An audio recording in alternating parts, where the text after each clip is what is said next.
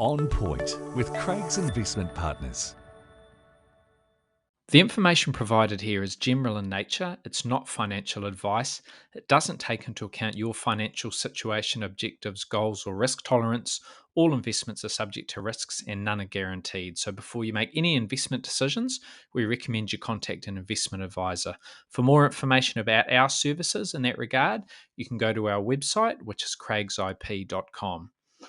Welcome to On Point. I'm Mark Lister, Investment Director at Craig's Investment Partners, and I'll be talking about a range of topics, including economics, portfolio strategy, investor education, and anything else that's happening out there in financial markets.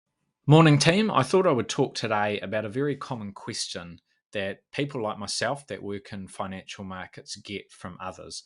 Should I float or fix my mortgage, and for how long?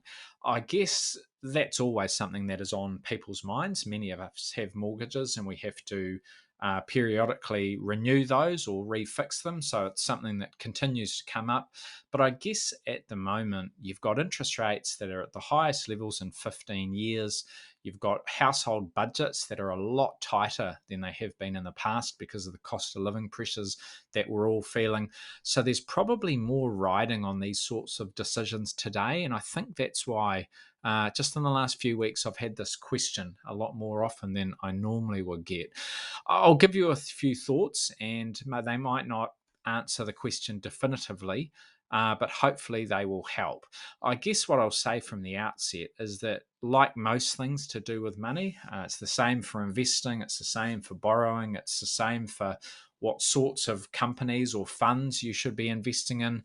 The answer depends on your situation. We're all different. We've all got different objectives, a different sort of financial background, different levels of tolerance for risk. So, because of that, what you can't apply a one-size-fits-all solution. However, I'll give you my take on how people should be thinking. I guess for a start, we need to think about the economic backdrop because it does matter, and that will be the key driver of whether you should fix, float, or go short or go long in terms of your mortgage. And for me, my personal view is that there's a good chance interest rates are near the top of the cycle. In terms of the OCR, the official cash rate, I think there's a high chance that our Reserve Bank has finished increasing it. I might be wrong. There's a couple of economists out there that are very capable who believe that there might be another hike or two still in the pipeline, but I also wouldn't be surprised if the Reserve Bank is done. We did see some inflation figures earlier this week, and I think Governor Adrian Orr and his team will be encouraged by those. Inflation came in at 5.6% annually, which is the lowest we've seen in 2 years, well off the peak, which was 7.3 about 18 months ago. That's good news. It was less than the market was expecting. It was less than the Reserve Bank was expecting. However, when you look under the surface, it was quite clear that some of those stubborn domestic price pressures were still there. Most of the fall that we saw on Tuesday came from international factors. It was things that are happening overseas with easier supply chains and falling prices elsewhere. That's what really drove the lower than expected inflation figures. While you've still got this underlying trend of domestic price pressures. So that's maybe just a word of caution to not get too excited. But what we saw in the headlines, I think it'll keep the Reserve Bank on alert. But at the same time, when you put it all together, we did see lower inflation than expected, and those domestic price pressures weren't any worse than the Reserve Bank was expecting. So that's important too. So for me, they're in a bit of a holding pattern. They last increased the OCR in May, and they've been on hold in the 5 or so months since then. And at the next meeting, which will come in November, and this will be the last one for this year, I also think we'll get no change. So I can't see the OCR changing this side of Christmas. Beyond that, there'll be another meeting in February. That will be the first of next year. and we'll just have to wait and see. My hope is that in those 4 months between now and then, we'll get another set of inflation figures. Well, I know we'll get another set of inflation figures. We'll get this December quarter figures in probably late January. My hope is that they will continue to reflect falling inflation. So with a bit of luck, inflation will keep trending lower. With a bit of luck, we'll also see the labour market ease a little bit further too. And we've seen that so far. We've seen unemployment just rise a little bit, not because people are getting laid off left, right, and centre, but mainly because we've seen good migration flows, which has added to the labour pool. That's important because it means there's more staff out there for businesses to hire. Which has kept wage rises from getting too out of hand. When wages are going, we all love wage rises, but when they're going up too much, businesses simply pass on those costs to consumers, which causes the cost of living pressures. So it's a bit of a double-edged sword, but so far so good. Cooling inflation and a slightly easier labour market. So if those things continue to play out, then with a bit of luck, the Reserve Bank will be able to also remain on hold into next year, and that hopefully will give us a bit more clarity that they have done all that they need to do, and that things will plateau for a while, and then at some point they'll be in a position to reduce interest rates because they will have got things under control. By then, we'll have obviously seen the new government also take shape, so we'll have a clear picture of how policy changes might impact the outlook. I think that's something else the Reserve Bank will be waiting on. They might not know that by the November meeting, but by February they will. The tax relief proposal from National is an important one. You've had some economists out there suggest that it could put upward pressure on inflation, and that's true. You give people more money, let them keep more of their own money, I should say, and that could see increased spending, and that could add to sort of demand pressures. But it's not as simple as that. There's a lot more to it than that one aspect. So I think you need to look at across the board macro conditions and policy changes. But look, that is a possibility. It's valid to say tax relief could see interest rates have to go a little bit higher or remain higher for longer because of that inflation pressure. Having said that, I'm conscious that you've got a couple of other parties involved in this coalition or likely to be involved, and most notably New Zealand First. I'm not convinced they'll be fully supportive of widespread tax cuts. They are very cautious about the fiscal backdrop. They're a bit nervous about the challenges that are ahead for New Zealand, both economic challenges, spending challenges, investing in infrastructure and those sorts of things. So I wouldn't be surprised if they take a less favourable view on tax relief. So you might not see tax relief to the degree that National would do if it was able to, as the only party in government. So time will tell. Another reason I can see the Reserve Bank sitting on its hands is that it's still getting really good bang for buck out of its previous OCR increases. And that's because most of us that have a mortgage opt for fixed rates. And what that means is that we don't feel the effect of those higher rates until our loans come up for renewal. So that's why they say monetary policy operates with a lag, because there's a bit of a delay as those interest rate changes work their way through the economy. As soon as the OCR goes up and then all the banks put their mortgage rates up, that doesn't affect us right away. It affects us in 1 month, 2 months, 6 months time when we go in and we have to refix the mortgage. So there's a bit of a delay until that catch up takes place and until the higher interest rates work their way through the system. And right now, you've got fixed mortgage rates that are sitting at around 7%, give or take. The 1 year, 6 month, 1 year rate about 7%. And if you look at the average fixed rate that borrowers are paying, it's still in the fives. At the end of August, it was an average of 5.2%. We haven't had the September numbers yet.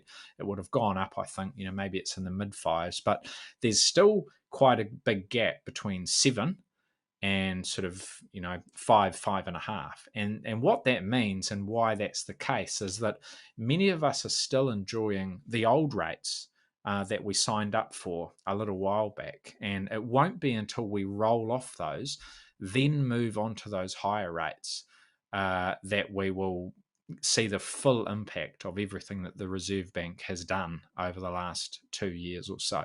So, in other words, they've had their feet up since May, not literally, but in terms of the OCR, they've been on the sidelines, they've been on hold, they haven't done anything since May, and yet those previous hikes that they put in place up till then are still doing some of that work for them in a delayed manner. So as every week, as every month, as every quarter goes by, more of us roll off an old rate and go into a new rate, and that's higher, takes a little bit of money out of our pocket, changes our behavior, curbs our spending, makes life a little bit tougher, slows the economy down, and contributes to that sort of lower inflation profile that we're all looking for. So I guess, long story short, what I'm trying to say is that's really important. That's a really important thing to consider. That even though the Reserve Bank is on hold, you're still seeing that work they've done over the last 2 years or so work its way through the economy. So that allows them to just sit tight and still watch things move in the direction that they want. So against that backdrop, what does a borrower do? If your mortgage is coming up for a renewal, what are your options? Well, let's start with a floating rate. And the floating rates are the highest of all the interest rates out there. They're sitting at about 8.5%. I'm not sure there's many people out there that need to take a floating rate. You really are paying quite a significant premium from all the fixed rates. And if you need maximum flexibility, maybe your income is really lumpy and so your payments change. Maybe there's a windfall gain coming or a one-off bonus, or if there's something like that that means that you want complete flexibility around how you pay your mortgage, when you pay it, and how much, then maybe you need to have some sitting on a floating rate. But other than that, I don't think there's a huge incentive to pay that higher rate. So that brings us to the fixed rate options, and the shorter timeframes are the most expensive ones. So, the 6-month rate, the 12-month rate, they're around that 7% mark, maybe just above it. And, I know different banks and different mortgage brokers will be able to offer slightly different rates, but there or thereabouts, they're in the low sevens. And as you go out further, you go to sort of 3 years, 5 years, the fixed rates come down quite a bit. They come down into sort of the mid sixes, around 6.5%, which is quite attractive compared to those other numbers that I've mentioned. So if you were simply looking for the cheapest rate to have the lowest monthly payment, you would probably opt for one of those longer rates, the 3, the 4, or the 5 year. However, that does come with a risk. While it will keep your monthly bill as low as possible, there's definitely a risk with that approach. And if that sort of economic, view that I've just articulated earlier does come to pass, if inflation continues to cool, and if the OCR at current levels turns out to be pretty much at the top or close to the top, then that point where we sort of, reach the top of the hill and start looking towards when we come down the other side, that could be upon us sooner rather than later. So I guess what I'm trying to say is that if you opt for that lengthier term, if you go for sort of the 3 years or the 5 years, yes, you'll save some money immediately because you're getting a lower rate, but you might find yourself stuck on that rate, even when markets have moved to a point where inflation is lower, the economy's slowed down, and interest rates are also trying to come down. So, if you think that is on the horizon, you don't want to be stuck for too long. You might opt for going for a shorter rate. Yep, you're going to take a little bit of a hit. You're going to pay 7.1 instead of 6.5. So over the next 6 months or even 12 months, it's not the outcome you want, but you have kept your options open and you have hedged your bets, because you're not going to have to wait as long to renew that, and you'll get to have that choice again. And this time next year, or in 18 months' time, or certainly in 2 years' time, we could be looking at quite a different economic backdrop, and rates could be lower. Who knows what's happened? Maybe inflation has been brought under control, and we've had that soft landing that we're all hoping for, and the central bank's been able to reduce the OCR back to more normal levels. Maybe there's been a recession. Who knows what could happen? 2, 3, 4 years is a really long time in financial markets. So I suppose My worry is that people who are simply going for that cheaper rate are locking themselves into that situation for a long period at a point in the economic cycle where the tables could turn over the next 12 months or so. So those are the sorts of things I think people need to consider.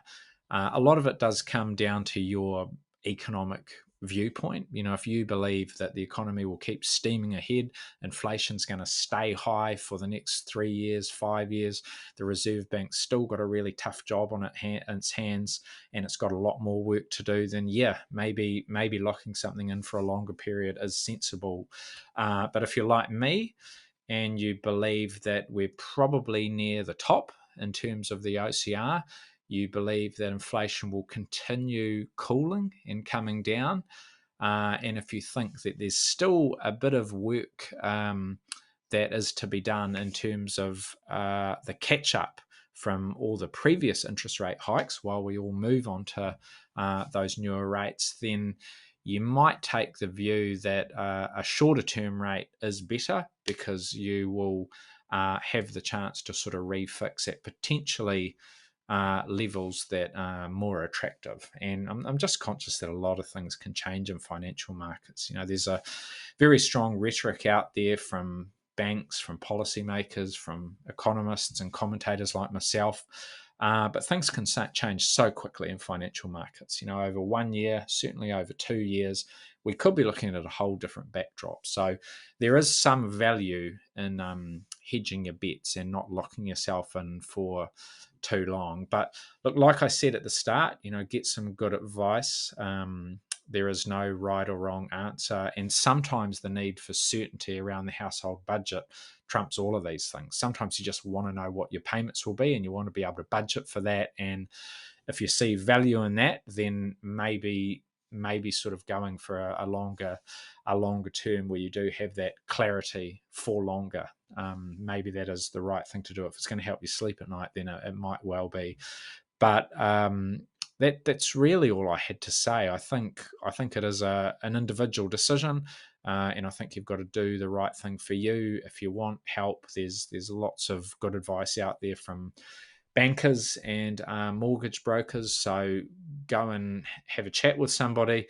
But hopefully some of those points I've made are useful for people that are at this juncture of thinking about what to do with their mortgage. Something else you might be able to do just before we finish up is you can always split your mortgage into chunks. It doesn't need to be all or nothing. So if you've got a $600,000 mortgage, no reason why you can't cut it into 3 pieces of 200 grand each and put them on slightly different terms or stagger them a little bit in exactly the same way we will tell you to do that with your fixed interest portfolio. And that can smooth out the changes in interest rates a little bit, and it does give you another option to hedge your bets. So lots of things out there you can do to improve your situation. And again, get some good advice. If you've got a friendly bank manager, and they're all friendly these days, I would hope, especially when they're taking interest rates that are at the highest levels in 15 years. They should be giving us some good service too. Talk about those options and do your best to get the best deal. All right, thanks all. We'll talk again soon.